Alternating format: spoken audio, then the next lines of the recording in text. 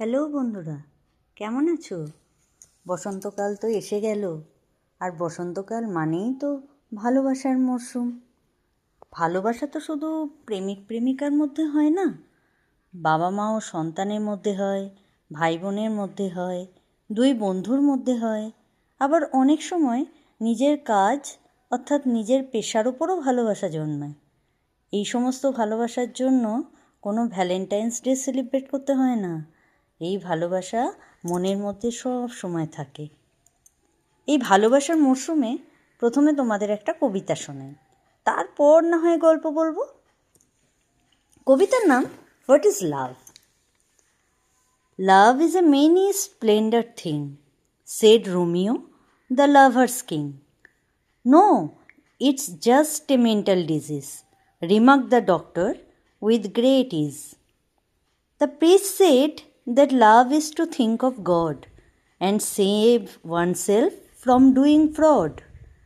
Love is a device to deceive a man, said the successful businessman. The peasant said that love is to work for somebody and then give its fruits to your body. To a driver, love is a highway of happiness where accidents happen and leave you in loneliness. Love is only a word in my merry song, said a singer roaming along. Love is to live and die for your country. About this feeling, it's a soldier's commentary. To a musician, love is a musical cart which speeds through the eyes and crashes into the heart. Love is a valuable pearl to a diver, found in the mighty sea, not in the meandering river. It is for love that people kill and die, down in the oceans and up in the sky. It is love in a dramatist's eye, sitting at his desk trying to make people cry. To a mathematician, love lies in his subject, by which friends are added and enemies subtracted, happiness multiplied and sorrows divided. So many tongues said so much about you. Oh love, please tell me what really are you?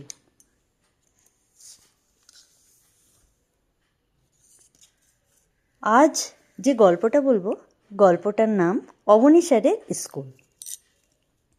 আজকের দিনটা খুব সুন্দর, মেঘলা মেঘলা, কিন্তু বৃষ্টি নামেনি, বাতাসও ঠান্ডা। Cycle রিক্সায় চেপে বাড়ি ফিরছেন অবনী স্যার। অন্যদিন হেঁটেই আসেন, 15-16 মিনিট লাগে। আজ তার সঙ্গে কিছু জিনিসপত্র আছে। বড় পুকুরটার পাশে রাস্তাটা যেখানে বেঁকে গেছে, সেখানে অনেক মানুষের জটলা। কিছু লোক গোল হয়ে দাঁড়িয়ে চেঁচামেচি করছে। মাঝখানে কী যেন একটা আছে। ভিড় দেখলেই কৌতূহল হয়। অবনী স্যার রিক্সা চালককে জিজ্ঞাসা করলেন, ওখানে কি হয়েছে রে বলাই? বলাই বলল, কি জানি, ছেলে ধরা নাকি। কদিন ধরেই সব জায়গায় ছেলে ধরাদের কথা শোনা যাচ্ছে। কারা নাকি দল বেঁধে এসে ছোট ছোট ছেলেদের চুরি করে নিয়ে যাচ্ছে। সত্যি সত্যি না গুজব, তা জোর দিয়ে বলা যায় না। চেনাশোনা কোনো বাড়ির ছেলে তো এ পর্যন্ত হারিয়ে যায়নি, অথচ প্রায়ই গুজবটা ছড়ায়। অবনী স্যার সেসব শুনে ভাবতেন, কারা ছোট ছেলেদের চুরি করে, কী জন্য? কত ছোট ছোট ছেলে তো ভিক্ষে করে, চায়ের দোকানে কাজ করে, রেল স্টেশনে এমনিই শুয়ে থাকে। তারা কি দামি জিনিস যে লোকে তাদের চুরি করবে? তিনি বলাইকে বললেন, একটু থামাতো বাবা, দেখি কি ব্যাপার। অবনী স্যারকে অনেকেই চেনে। তিনি ভিড় ঠেলে ভেতরে ঢুকতে গেলে লোকেরা জায়গা করে দিল। বৃত্তের মাঝখানে উঁকি দিয়ে তিনি রীতিমতন অবাক হলেন। একটা 13-14 বছরের রোগা প্যাংলা ছেলে, হাফ প্যান্ট পরা, খালি গা, মাথায় বড় বড় চুল। সেই চুল মুঠো করে চেপে ধরে আছে একটা গুন্ডা চেহারার লোক। অবনী স্যার ভাবলেন, এইটুকু ছেলে কি করে ছেলে ধরা হবে? কোন ছেলেকেই বা ও ধরেছে? লোকজনের কথা শুনে বোঝা গেল ছেলে ধরা নয়, ও একটা সাধারণ চোর। বাজারের কাছে এক বৃদ্ধা মহিলার গলার চেন নিয়ে পালাচ্ছিল। কিছু লোক তাকে তাড়া করে ধরে ফেলেছে। গুন্ডা মতন লোকটা একটা বিশাল থাপ্পড় কষিয়ে জিজ্ঞেস করলেন, বল, কোথায় ফেলেছিস সোনার হারটা? অমন মার খেয়েও ছেলেটা কুঁকিয়ে উঠল না, কোনো উত্তরও দিল না। অন্য একজন লোক ওর মুখে একটা ঘুষি মেরে বলল, আমার দোকান থেকেও এই নিশ্চয়ই চুরি করেছে, ওদের একটা দল আছে। ছেলে ধরার ব্যাপারটা গুজব হতে পারে, কিন্তু চুরির কথা একেবারে সত্যি। এ পাড়ায় প্রায়শই চুরি হচ্ছে। এমনকি অবনী স্যারের বাড়ি থেকেও একটা রেডিও চুরি হয়ে গেছে পরশুদিন রাত্রিরে। চোরেদের ওপর সকলেরই রাগ থাকে। এই ছেলেটা ধরা পড়েছে, একে এখন সবাই মিলে মারতে মারতে মেরে ফেলতেও পারে। ছেলেটা যে সোনার হার চুরি করেছে সেটাও ওর হাতে নেই, হয়তো তারা কি ছুঁড়ে ফেলে দিয়েছে মাঝ রাস্তায়।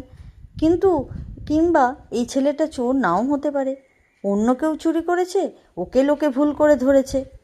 মাস্টার মানুষ বলে তার কথা অনেকেই শোনে। তিনি হাত তুলে বললেন, শোনো শোনো, এ ছেলেটা তো একা চুরি করতে পারে না, ওদের নিশ্চয়ই দল আছে। ওকে মেরে ফেললে তো দলের কথা জানা যাবে না, বরং ওকে থানায় জমা দাও, পুলিশ যদি দলটাকে ধরতে পারে। যারা মারার নেশায় মেতে উঠেছে তারা থামলো না, মারতেই লাগলো। অবনী স্যার এবার গলা চড়িয়ে বললেন, ওকে যদি মেরে ফেলো একেবারে, তাহলে কিন্তু তোমরা খুনি হবে, পুলিশ তোমাদেরও ধরবে, তোমাদেরই কেউ তখন অন্যদের নাম বলে দেবে। তখন আরও 2-4 জন লোক হাত তুলে বলল, আর কেউ মারবে না, ওকে থানায় নিয়ে চলো। এবার কিছু লোক হই হই করে ছেলেটাকে টানতে টানতে থানায় নিয়ে গেল। ছেলেটা ঠোঁট দিয়ে রক্ত গড়াচ্ছে। অবনী স্যার আবার রিকশায় উঠলেন। প্যাডেলে চাপ দিতে দিতে বলাই বলল, যাক, ছেলেটা প্রাণে বেঁচে গেল আপনার জন্য। ভদ্রলোকের মতন চেহারার লোকেরা যখন মারতে শুরু করে তখন আর জ্ঞান থাকে না। অবনী স্যার বললেন, ঠিক বলেছিস, চুরি করার চেয়েও খুন করা তো আরও বেশি অপরাধ। ছেলেটাকে বাঁচাতে পেরেছেন বলে অবনী স্যারের মনটা ভালো হয়ে গেল। বাড়ির সামনে এসে নামলেন। কয়েকটা সন্দেশের প্যাকেট আর ফুল আর বই বলায় পৌঁছে দিল ভেতরে। আজ থেকে তিনি রিটায়ার করলেন, তাই ক্লাস 10-এর ছেলেরা তাকে সংবর্ধনা জানিয়েছে, এইসব উপহার দিয়েছে। বাড়ি মানে ভাড়া বাড়ি, 2খানা মাত্র ঘর। অবনী স্যারের আগে অবশ্য নিজের একটা বাড়ি ছিল, ছোট হলেও বেশ সুন্দর, সঙ্গে একটু বাগান। 2 বছর আগে স্ত্রীর মৃত্যুর পর বাড়িতে আর মন টেকেনি, একা একা থাকতে ইচ্ছে করতো না। একমাত্র ছেলে থাকে হায়দ্রাবাদে, সেখানে সে নিজের বাড়ি কিনেছে। এই বাড়িটায় অনেকগুলো ভাড়াটে, সকলের সঙ্গে অবনী স্যার মেশেন না। বেশি ভাড়াটে থাকলেই দলাদলি হয়, তিনি কোনো দলেই নেই। তিনি রান্নাবান্নার ঝামেলাও রাখেননি। কাছেই অন্নপূর্ণা হোটেল, সেই হোটেলের একটা ছেলে সকালের চা থেকে রাত্রিরে খাবার পর্যন্ত সব পৌঁছে দিয়ে যায়। হোটেলে যেতেও হয় না। 2টো ঘর বইতে ঠাসা, আবার নতুন বই উপহার পেয়েছেন। নতুন বইয়ের গায়ে হাত বুলোতে তার খুব ভালো লাগে। এখন তো তার অফুরন্ত সময়, শুয়ে শুয়ে শুধু বই পড়বেন। 2টো মিষ্টি প্যাকেট তিনি পাঠিয়ে দিলেন পাশের ফ্ল্যাটে, একটা রেখে দিলেন হোটেলের ছেলেটার জন্য। ওর নাম হারান, মুখখানা বেশ মিষ্টি, টানা টানা চোখ। ফুলগুলো কোথায়? ফুলদানি তো নেই, এমনিই রাখলেন একটা কাঁচের গ্লাসে। চোরটার কথা মনে পড়তে লাগলো মাঝে মাঝে। ঠোঁটের পাশ দিয়ে রক্ত গড়াচ্ছে, সেই মুখটা তিনি স্পষ্ট দেখতে পাচ্ছেন। থানার পুলিশরাও কি ওকে মারবে? তার ঘরের রেডিওটা জানলা দিয়ে ওই ছেলেটাই কি চুরি করেছে, কিংবা ওর দলের লোক? একা থাকলে রেডিওটা কাজে লাগে, আর একটা রেডিও কিনতে হবে। রাত্রিরের খাবার হারান নিয়ে আসে ঠিক 9টায়। মিষ্টির প্যাকেটটা পেয়ে সে যত খুশি ততই অবাক। এত দামি মিষ্টি সে কখনো খায়নি, 12টা মিষ্টি। অবনী স্যার জিজ্ঞেস করলেন, তুই রাত্রিরে থাকিস কোথায় রে? হোটেলেই শুয়ে থাকিস? হারান বলল, না মাস্টারমশাই, রাত 12টা বেজে যায় তবু আমি বাড়ি চলে যাই। আমার বাড়ি রথতলায়। তোর বাড়িতে কে কে থাকে? আমার মা আর 3টে বোন, তারা ছোট। বাবা নেই? বাবা কোথায় চলে গেছে জানি না। মিষ্টি প্যাকেটটা তাহলে বাড়িতে নিয়ে যাস। অবনী স্যারের মনটা আবার খুশিতে ভরে গেল। বাবা নেই, শুধু হারানের রোজগারেই সংসার চলে, নিশ্চয়ই খুব গরিব। মিষ্টিগুলো ভালো কাজে লেগে গেল। পরদিন তার ঘুম ভাঙল 6:30টার সময়। আজ তো আর স্কুলে যেতে হবে না। ঠিক করেছিলেন অনেক বেলা পর্যন্ত শুয়ে থাকবেন, কিন্তু এতদিনের অভ্যেস, তাড়াতাড়ি ঘুম ভেঙে যায়। তারপর আর বিছানায় থাকতে ইচ্ছে করে না। এতদিন বাড়িতে খবরের কাগজ রাখতেন না, স্কুলে গিয়ে অফ পিরিয়ডে পড়ে নিতেন। এবার থেকে কাগজ রাখতে হবে। বেলা 10টার সময় তার মনটা উসকুস করতে লাগলো। অন্যদিন এতক্ষণে স্কুলে পৌঁছে যান, কিন্তু তার তো সারা জীবনের মতো ছুটি হয়ে গেছে। স্কুলে প্রায়ই তো ছুটি থাকে, সেই সব ছুটির দিনের সঙ্গে আজকের দিনটার যেন অনেক তফাৎ। ছুটির দিন কত তাড়াতাড়ি কেটে যায়, কত রকম কাজ থাকে, আজ যেন সময় কাটতেই চাইছে না। কোনো কাজও নেই, বই পড়তেও ইচ্ছা করছে না। বই পড়ার অনেক সময় পড়ে আছে। সারাদিন কোনো রকমে বাড়িতে কাটিয়ে বিকেলবেলা বেরিয়ে পড়লেন অবনী স্যার। এখন তো তিনি আর স্যার নন, এখন তিনি অবনী হালদার। তবু রাস্তায় দু চারজন পুরনো ছাত্র তাকে দেখে নমস্কার করে বলল, ভালো আছেন মাস্টারমশাই? রাস্তায় বেরিয়েও কোথায় যাবেন ঠিক করতে পারলেন না, এমনিই ঘুরতে লাগলেন এদিক সেদিক। একসময় হঠাৎ দেখলেন তিনি দাঁড়িয়ে আছেন থানার সামনে। এখানে এলেন কেন? হয়তো কালকের সেই চোরটার খোঁজ নেবার ইচ্ছে ছিল তার মনের মধ্যে। থানায় সবসময় ভিড় লেগেই থাকে। ভেতরে ঢুকেও তিনি এক কোণে চুপ করে দাঁড়িয়ে রইলেন। অনেকক্ষণ পর একজন পুলিশ অফিসার জিজ্ঞেস করল, আপনার কি চাই? অবনী স্যার বললেন, আমার কিছু চাই না। মানে? পুলিশটি তাকে চেনে না, বাইরে থেকে যারা এসেছে এদের মধ্যে একজন। অন্য একজন বললেন, আরে স্যার, আপনি এখানে? কিছু হয়েছে? অবনী স্যার একবার ভাবলেন তার রেডিও চুরির কথাটা বলবেন। তারপরই মনে হলো, পুলিশ কি সামান্য ব্যাপার পাত্তা দেয়? হয়তো বলবে জানলা বন্ধ রাখেননি কেন, আপনারই দোষ। তিনি বললেন, কাল একটা বাচ্চা ছেলেকে চোর বলে ধরে এনেছিল, তার কি হলো? পুলিশ বলল, ও কালকে সেই ছোড়াটা একটা ছিঁচকে চোর, ওদের নিয়ে অনেক ঝামেলা হয়। থানার গারদে অত কম বয়সী ছেলেদের তো রাখার নিয়ম নেই, তাই পাঠাতে হয় হোমে। এই গ্রাম দেশে হোম কোথায়, নিয়ে যেতে হবে সেই বর্ধমানে। তাই দু চারটে চড়চাপড় মেরে ছেড়ে দিয়েছি। অবনী স্যার মনে মনে শিউরে উঠলেন, আরও মারা হয়েছে? ছেলেটার হাত পা ভাঙেনি তো? তিনিও আর কিছু না বলে চলে এলেন। এরপর দিন চারেক কেটে গেল। আগে ভেবে রেখেছিলেন রিটায়ার করার পর কত জায়গায় বেড়াবেন, পাহাড় দেখতে যাবেন। তার শরীর এখনও বেশ সুস্থ আছে, কিন্তু একলা একলা কোথাও যাওয়ার উৎসাহ পান না। দূর দেশে গিয়ে একা হোটেলে থাকা, তার চেয়ে বাবা নিজের ঘরটাই ভালো। রাত্রিরে তিনি হারানকে জিজ্ঞেস করলেন, তুই স্কুল যাসনি কখনো? হারান বলল, স্কুলে ভর্তি হয়েছিলাম, ক্লাস 2 পর্যন্ত পড়েছি, তারপর আর পড়া হয়নি। কেন পড়লি না? আমার বাবা বলল আর পড়তে হবে না, বই কিনে দেবে না। একটা চায়ের দোকানের চাকরিতে ঢুকে গেলাম। এখন তো পড়তে ইচ্ছা করে না। কী যে বলেন মাস্টারমশাই, এখন কি আমার নিঃশ্বাস ফেলার সময় আছে? সকাল 6টায় আসি, রাত 12টায় যাই। কাস্টমারদের খাবার দেয়া থেকে শুরু করে টেবিল পরিষ্কার, ঘর পরিষ্কার, বাসন মাজা, মশলা বাটা সব করতে হয় আমাকে। শুধু রান্নাটা এখনও শিখিনি। দুপুরে নিশ্চয়ই কিছুটা সময় পাস, তখন আমার কাছে চলে আসবি, আমি তোকে পড়াবো। হারান একটুখানি কাঁচুমাচু মুখে তাকিয়ে দেখে বলল, দুপুরে হোটেল থেকে বেরোলে মালিক আমায় রক্ষে রাখবে? তাছাড়া লেখাপড়া শিখে আমার কী লাভ হবে? বরং রান্নাটা শিখে নিলে আমার কিছুটা রোজগার বাড়বে। অবনী স্যার বললেন, লেখাপড়া শিখলে কী লাভ হবে জানিস? তুই হোটেলে ম্যানেজার হতে পারবি, শিখে অন্য কোথাও চাকরি পাবি, মানুষের মতো মানুষ হবি। আচ্ছা, তুই কতটা শিখেছিস দেখি? রবীন্দ্রনাথ ঠাকুর কে ছিল জানিস? এঁটো বাসনগুলো তুলে নিয়ে হারান বলল, আমার দেরি হলে মালিক বকাবকি করবে, আমি যাই স্যার। কেটে গেছে আরও 1 সপ্তাহ। সেদিন সকাল থেকে টিপ টিপ করে বৃষ্টি পড়ছে, কিছুতেই মন টিকল না ঘরে। এই কদিনে তিনি অনেক জায়গায় বেড়াতে যাবার কথা ভেবেছেন, কোনো জায়গাটাই ঠিক পছন্দ হয় না। আজকাল অনেক আগে থেকে ট্রেনের টিকিট কাটতে হয়, তারপর যদি জ্বর টর হয় তাহলে টাকাই নষ্ট হবে।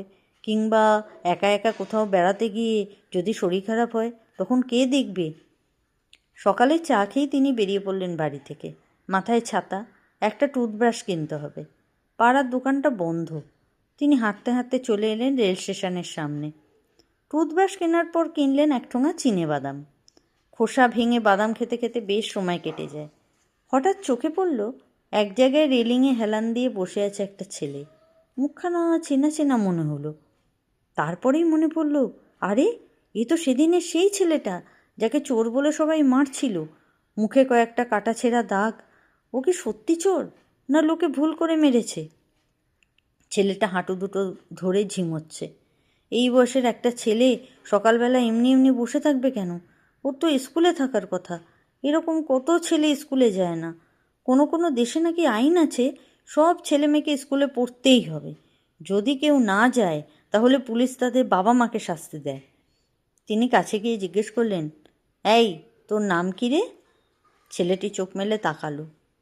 অবনী স্যার এবার বললেন, তুই এখানে চুপচাপ বসে আসিস কেন? তুই পড়াশোনা করবি? আমি তোকে পড়াতে পারি।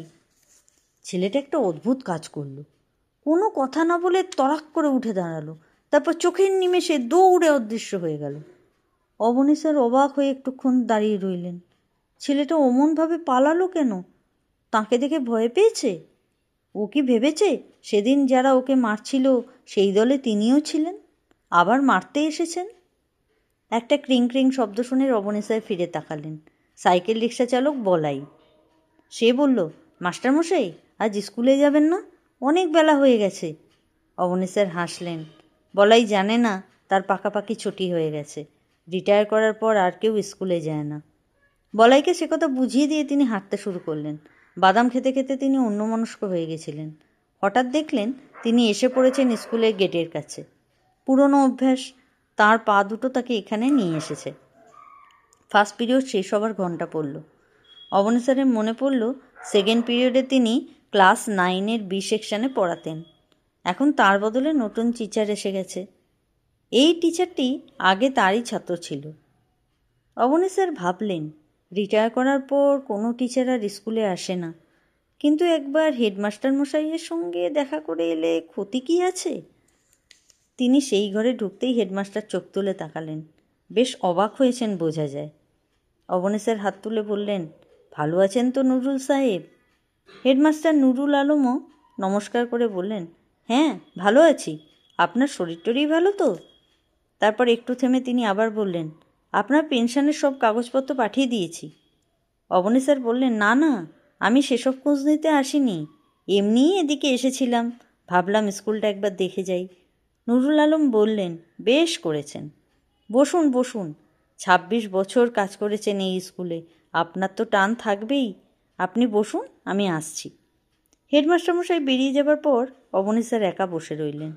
নিতাই নামের বেয়ারাটা একবার উঁকি মারল। সেও খানিকটা অবাক হয়ে হাসি মুখে বলল, কেমন আছেন স্যার? অবনী স্যার বললেন, ভালো, এক গ্লাস জল দে তো নিতাই। নিতাই চলে গেল, কিন্তু জল নিয়ে ফিরে এলো না। হেডমাস্টারমশাই একটু পরে ফিরলেন, কিন্তু তিনি ফাইল খুলে কাজে ব্যস্ত হয়ে পড়লেন। তার গল্প করার সময় নেই। আরও 2-1 শিক্ষকের সাথে দেখা হলো। সবাই তাঁর স্বাস্থ্যের কথা শুধু জিজ্ঞেস করে, আগেকার মতো কেউ আর গল্প জমাতে চায় না। ঘণ্টাখানেক বাদে তিনি উঠে পড়লেন। তখন নিতাই নিয়ে এলো 1 গ্লাস জল। দেরি করার জন্য সে কোনো কৈফিয়তও দিল না। নুরুল আলম ভদ্রতা করে বললেন, চলে যাচ্ছেন? আসবেন মাঝে মাঝে। 2 দিন বাদে অবনী স্যার আবার চলে এলেন ঠিক 10টার মধ্যে। হই হই করে ছেলের দল ক্লাসে ঢুকছে। এই দৃশ্য দেখতে তার খুব ভালো লাগলো। আজও তিনি বসে রইলেন হেডমাস্টারের ঘরে। নুরুল আলম খুবই ব্যস্ত, তার কথা বলার সময় নেই। অন্য টিচাররাও 2-1 শুকনো কথা বলে চলে গেল, কারোরই গল্প করার মন নেই। এইরকমভাবে কয়েকদিন এসে হেডমাস্টার মশাইয়ের ঘরে বসে থাকার পর তিনি বুঝতে পারলেন এইভাবে আসা তার ঠিক হচ্ছে না। যিনি রিটায়ার করেন তিনি একেবারে বাতিল হয়ে যান, কেউ আর তাকে পাত্তা দিতে চায় না, এমনকি বেয়ারারাও তাকে অগ্রাহ্য করে। তিনি ঠিক করলেন আর আসবেন না। যদিও অন্য কোথাও যাবার বদলে এই স্কুলের পরিবেশে বসে থাকতেই তার সবচেয়ে ভালো লাগে, কিন্তু এখানে আর তার স্থান নেই। সেদিন হেডমাস্টার খুবই ব্যস্ত, অন্য 2 শিক্ষকের সঙ্গে জোরে জোরে কী যেন নিয়ে আলোচনা করছেন। অবনী স্যার মন দিয়ে শুনে বুঝতে পারলেন ভূগোল টিচার শ্রীধরবাবু আজ আসেননি, তিনি প্রায়ই কামাই করছেন। অন্য শিক্ষক 2 বেরিয়ে যাবার পর নুরুল আলম অবনী স্যারের দিকে তাকিয়ে বললেন, দেখছেন কি অবস্থা, আমি সব দিক সামলাই কী করে বলুন তো? শ্রীধরবাবু আসছেন না, এই ক্লাস 8-এর ছেলেরাই সবচেয়ে গণ্ডগোল করে। অন্য যে টিচারদের পিরিয়ড আছে তারাও কেউ ওই ক্লাস নিতে রাজি নয়। আজকাল কেউ রুটিনের বাইরে একটুও বেশি কাজ করবে না। অবনী স্যার উঠে দাঁড়িয়ে বললেন, হেডমাস্টারমশাই, আমি তো চুপচাপ বসে আছি, আমি ক্লাসটা নিয়ে আসবো? নুরুল আলম দারুণ অবাক হয়ে বললেন, আপনি? অবনী স্যার বললেন, আমি তো ইতিহাস ভূগোল দুটোই পড়িয়েছি, আর ওই ক্লাস 8-এর ছেলেদের আমি ভালোই সামলাতে পারি। হেডমাস্টার বললেন, তা আপনি তো ভালোই পড়াতেন, সেজন্য নয়, আপনি তো রিটায়ার করে গেছেন, সরকারি নিয়মে আর এক্সটেনশন দেয়া যায় না, সে ক্ষমতাও আমার নেই, আপনাকে ক্লাস করতে দিই কী করে বলুন তো? অবনী স্যার বললেন, পরীক্ষা এসে গেছে, এখন ক্লাস নষ্ট হলে তো ছেলেরা গোলমাল করবেই। হেডমাস্টার বললেন, তা ঠিক, কিন্তু আপনি পড়াবেন মানে, এজন্য তো আপনাকে আমি টাকা পয়সা কিছু দিতে পারবো না। অবনী স্যার এবার তাড়াতাড়ি বলে উঠলেন, না না, আমাকে কিছু দিতে হবে না, আমি কিছু চাই না, আমি একা মানুষ, বেশ চলে যায়, এমনি এমনিই বসে আছি। ক্লাস 8-এর ছেলেরা গোলমাল শুরু করেছে। খানিকটা দোনামোনা করে হেডমাস্টার মশাই বললেন, ঠিক আছে, দেখুন যদি। দারুণ উৎসাহের সঙ্গে অবনী স্যার গটগট করে হেঁটে সেই ক্লাসে গিয়ে ঢুকলেন। তাকে দেখে ছেলেরা অবাক হয়ে চুপ করে গেল। দারুণ তৃপ্তির সঙ্গে ক্লাস শেষ করে বেরিয়ে এলেন অবনী স্যার। এর আগে আর কোনো দিন যেন তিনি পড়িয়ে এত আনন্দ পাননি। এরপর অবনী স্যার আবার নিয়মিত আসা শুরু করলেন। হেডমাস্টার মশাইয়ের ঘরে বসে থাকতেন। যেদিন যে ক্লাসে অন্য শিক্ষক আসে না, তিনি পড়াতে যান। ইতিহাস, ভূগোল, ইংরাজি, বাংলা তিনি সবই পড়াতে পারেন, শুধু অঙ্কটা বাদ। দিন 15 বাদে অবনী স্যার হেডমাস্টারের ঘরে ঢোকা মাত্র নুরুল আলম উঠে এসে দরজা বন্ধ করে দিলেন। গম্ভীর গলায় বললেন, অবনীবাবু, আপনাকে আমি দুঃখের সঙ্গে একটা কথা জানাতে বাধ্য হচ্ছি। আপনার এই রকমভাবে স্কুলে আসা, ক্লাস নেওয়া অনেক টিচার পছন্দ করছেন না। স্কুল কমিটিতেও আপত্তি উঠেছে। মানে আপনি যে কোনো ক্লাসে পড়িয়ে দিচ্ছেন বলে অন্য অনেক টিচার ইচ্ছে করে অ্যাবসেন্ট হচ্ছে। খুব মজা পেয়ে গেছে, বুঝছেন না? সুতরাং মানে বুঝতেই পারছেন, এভাবে আপনাকে ক্লাস করতে দেওয়া আমার পক্ষে সম্ভব নয়। অবনী স্যারের মুখটা বিমর্ষ হয়ে গেল। খসখসে গলায় তিনি বললেন, তার মানে আমি আর আসবো না? নুরুল আলম বললেন, এরপর আপনাকে আসতে বলা তো আমার ক্ষমতার বাইরে। আশা করি আমাকে ভুল বুঝবেন না। একটা দীর্ঘশ্বাস পেলে অবনী স্যার বললেন, আচ্ছা। বারবার ক্লাসঘরগুলোর দিকে তাকাতে তাকাতে তিনি আস্তে আস্তে বেরিয়ে গেলেন। আর তিনি এই স্কুলে আসবেন না, সব সম্পর্ক শেষ। এর 2 মাস পর একটা ছুটির দিনে নুরুল আলম দুপুরবেলা ট্রেন ধরতে আসেন স্টেশনে। কলকাতায় যাবেন। স্টেশনের বাইরে একটা যাত্রী শেডের দিকে তাকিয়ে তাঁর চোখ আটকে গেল। কৌতূহলী হয়ে তিনি সেখানে দাঁড়ালেন। কতগুলো ছেঁড়া চট আর চাটাইয়ের ওপরে বসে আছে 10-12টা ছেলে মেয়ে। ভিখারি বা বস্তির ছেলে মেয়ে বলেই মনে হয়, নানান বয়সের। তাদের গভীর মনোযোগ দিয়ে পড়াচ্ছেন অবনী স্যার। একবার চোখ তুলে নুরুল আলমকে দেখতে পেয়ে তিনি লাজুক গলায় বললেন, কি করব, এতদিনের পড়ানোর অভ্যাস, সময় আর কাটতে চায় না, তাই এদের যতটুকু পারি পড়াবার চেষ্টা করি। তাঁর কাঁধে হাত দিয়ে নুরুল আলম বললেন, 3 মাস পরে আমিও রিটায়ার করব, তখন আমারও কাজ থাকবে না, আমি এসে যোগ দেবো আপনার সঙ্গে। এই স্কুলটাকে তখন আমরা দুজনে মিলে অনেক বড় করে তুলব। কি বন্ধুরা, কেমন লাগলো? ভালো লাগলে লাইক, শেয়ার, সাবস্ক্রাইব করো। আজ আসি, টাটা।